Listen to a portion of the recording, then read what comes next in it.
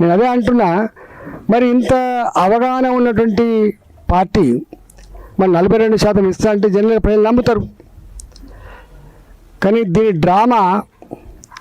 వీళ్ళ డ్రామా ఢిల్లీలో జంతర్ మంతర్లో ధర్నా చేసినప్పుడే అర్థం కావాలి చాలామందికి, ఎందుకో ధైర్యం చేయలేకపోయింది.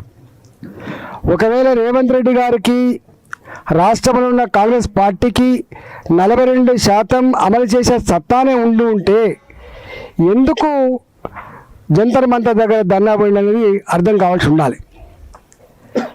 మంత్రులు షెడ్యూల్ వచ్చిన తర్వాత మంత్రులు స్వయంగా మాట్లాడిండ్రు, ఏ పార్టీ వాళ్ళు కూడా మీరు కోర్టుకు వెళ్ళకండి, మాకు సహకరించే ప్రయత్నం చేయండి.